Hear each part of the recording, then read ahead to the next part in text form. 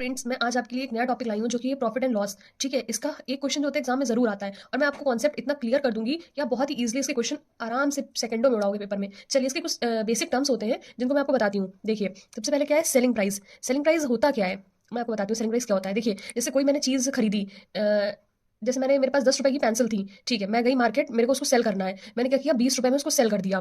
ठीक है, तो वो हमारा क्या हुआ, हमारे पास 10 रुपए की पेंसिल थी लेकिन हमने उसे 20 रुपए में सेल कर दिया। मतलब सेल जो किया, जिस प्राइस में हमने उसको बेचा है दुकानदारों में, वो क्या हो गया, हमारा सेलिंग प्राइस हो गया। और उसको हिंदी में बोलते हैं विक्रय मूल्य, और हम क्वेश्चन में उसको डिनोट कैसे करेंगे, एसपी से।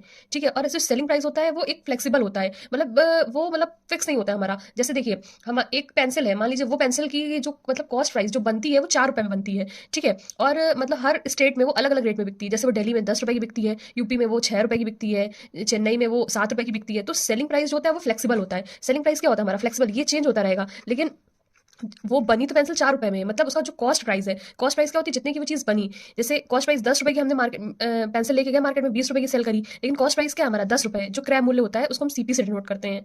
ठीक है, आइए अब हम देखते हैं प्रॉफिट। प्रॉफिट हमारा क्या होगा, प्रॉफिट हमारा वही होगा ना, जैसे हमने कोई चीज कम में खरीदी और ज्यादा में बेच दी। ठीक है, हमने 10 की पेंसिल खरीदी और 20 रुपए में बेच दी, तो वो उससे क्या हमारा प्रॉफिट निकल के आया।